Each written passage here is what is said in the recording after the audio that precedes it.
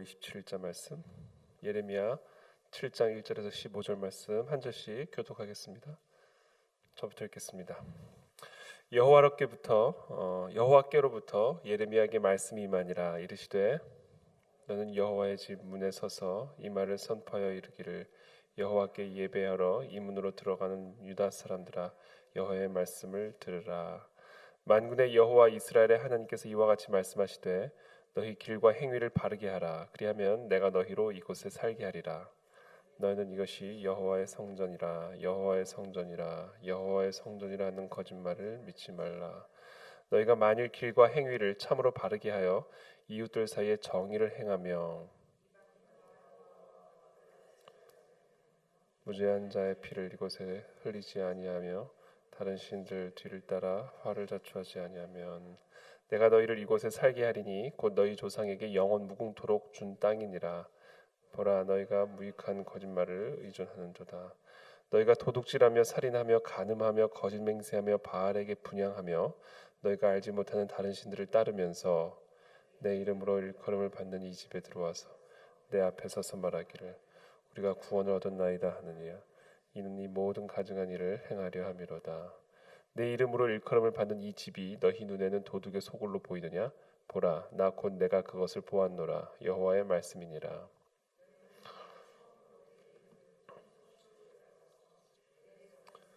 하게 대하여 내가 어떻게 행하였는지를 보라.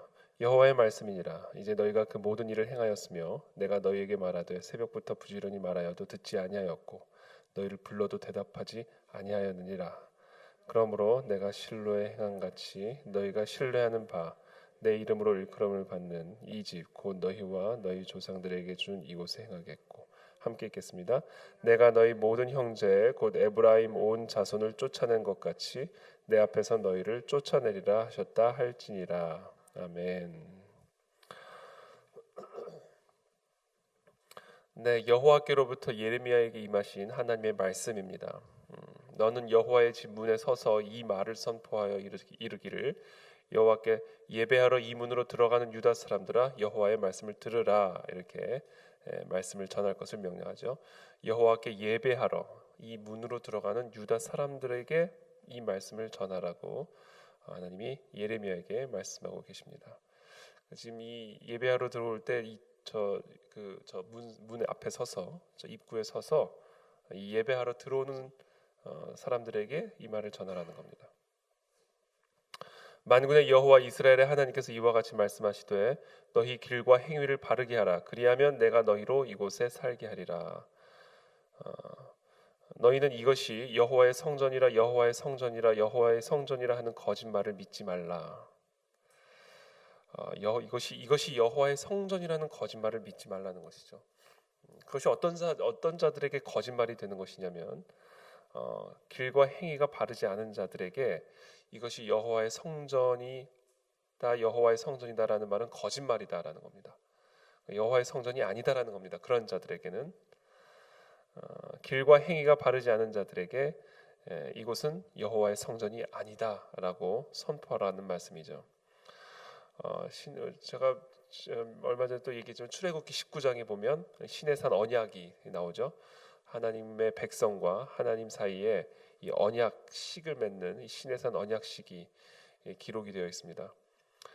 그래서 우리는 이 언약 관계 속으로 들어간 언약 백성이라는 것이죠. 그 언약의 내용의 핵심이 뭐냐면 하나님께서 이르신 모든 말씀 계명들을 순종하면 그 가나안 땅에 들어가 하나님의 복을 받고, 그러나 그 하나님의 말씀을, 그 하나님의 계명과 명령을 순종하지 아니하면 그 땅에 들어가 저주를 받을 것이다라는, 이것이 사실은 이 시내산 언약 내용의 핵심이죠. 그것이 이제 신명기 특별히 28장에 아주 상세하게 하나님이 기록하고 하나님이 말씀하고 계시죠. 그것이 이 언약의 중심적인 내용일진데 너희는 너희의 길과 행위를 바르게 하지 않으면서 이곳에 와 하나님을 예배하고 있으니 그것은 헛된 예배고 그것은 거짓된 행위다라는 것을 하나님이 예레미야를 통해 예배하러 그 성전에 들어가는 사람들 앞에 말씀할 것을 명령하고 계시는 것이죠. 5절에 너희가 만일 길과 행위를 참으로 바르게 하여 이웃들 사이에 정의를 행하며 이방인과 고아와 과부를 압제하지 아니하며 무죄한 자의 피를 이곳에서 흘리지 아니하며 다른 신들 뒤를 따라 화를 자초하지 아니하면 내가 너희를 이곳에 살게 하리니 곧 너희 조상에게 영원 무궁토록 준 땅이니라. 이 언약 내용을 상기시키시는 것이죠. 너희의 조상들과 내가 맺은 이 시내산 언약의 내용의 핵심을 다시 한번 이 이스라엘 백성들에게 상기시키면서 보라 너희가 무익한 거짓말을 의존하는도다. 명확한 이 언약이 있음에도 불구하고 그것과 상관없는 거짓말을 의존하고 있음을 하나님이 말씀하고 계십니다. 9절의 말씀입니다. 너희가 도둑질하며 살인하며 간음하며 거짓 맹세하며 바알에게 분향하며 너희가 알지 못하는 다른 신들을 따르면서 시내산 언약의 핵심 중에 하나가 이제 십계명이죠.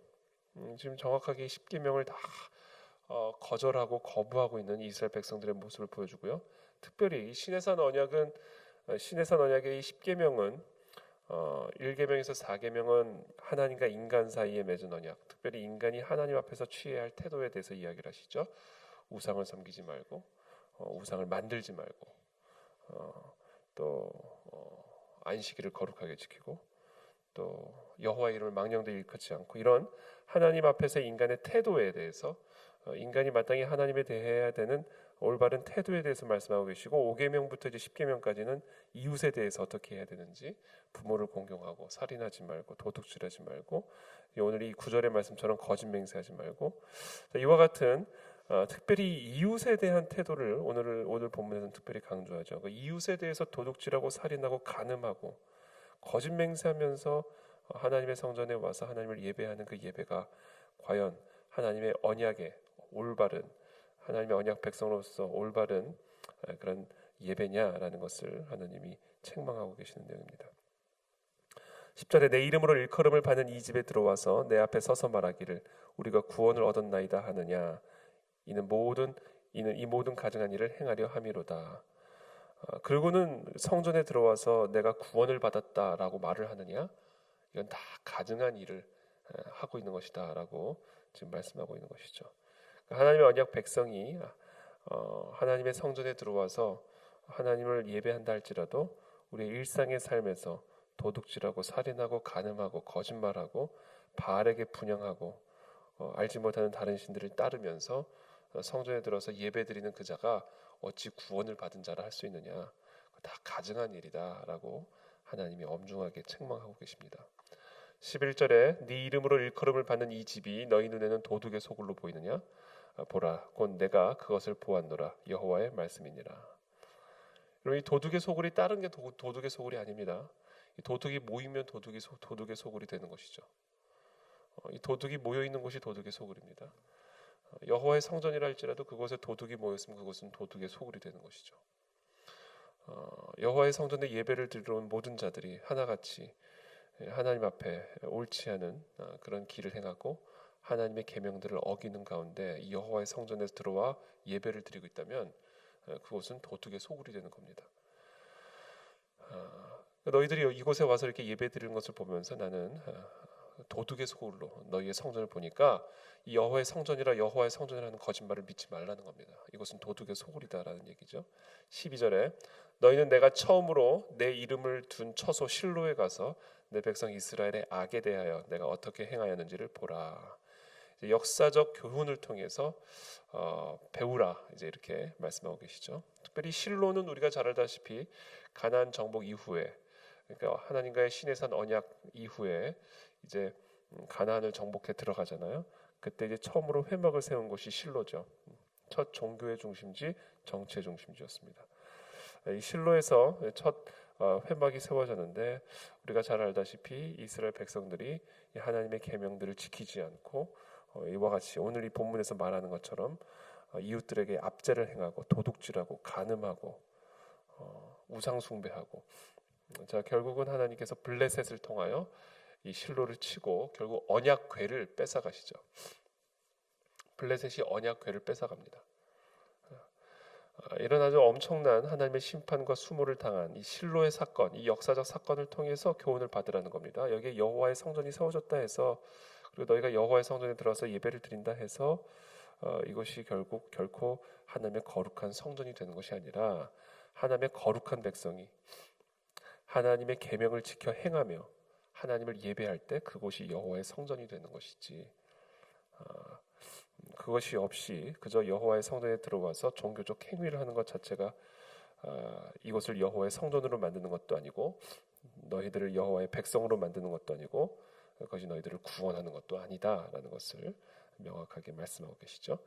13절에 여호와의 말씀이라 이제 너희가 그 모든 일을 행하였으며 내가 너희에게 말하되 새벽부터 부지런히 말하여도 듣지 아니하였고 너희를 불러도 대답하지 아니하였느니라. 이 지경에까지 이르게 된 핵심적인 이유가 있습니다. 하나님이 새벽부터 부지런히 말씀을 하였어도 듣지 아니하였고 불러도 대답하지 아니하였으므로 이 지경에까지 이르게 된 겁니다. 하나님의 말씀에 대한 반응이 없었던 것이죠. 그러므로 14절에 내가 실로의 행함같이 너희가 신뢰하는 바 내 이름으로 일컬음을 받는 이 집 곧 너희와 너희 조상들에게 준 이곳에 행하겠고 내가 너희 모든 형제 곧 에브라임 온 자손을 쫓아낸 것 같이 내 앞에서 너희를 쫓아내리라 하셨다 할지니라. 이 역사적 교훈을 통해서 우리가 배워야 되는 이유는요, 그 역사가 반복이 된다라는 것이죠. 이 역사적 교훈을 통해서 우리가 배우지 못한다면 그보다 더 어리석은 일은 없습니다. 왜? 역사는 반복되기 때문에 그렇습니다. 그래서 오늘 하나님이 명확하게 이 이스라엘 백성들에게 좀 경고하시죠. 실로에 행한 것처럼 너희 조상들에게 준 이 땅을 준 이곳에 내가 실로에게 행한 것처럼 동일하게 행할 것이고 너희 모든 형제 곧 에브라임 온 자손을 쫓아낸 것처럼 내가 너희 남유다 백성들도 함께 다 쫓아낼 것이다 라는 것을 하나님이 명확하게 경고하고 계십니다.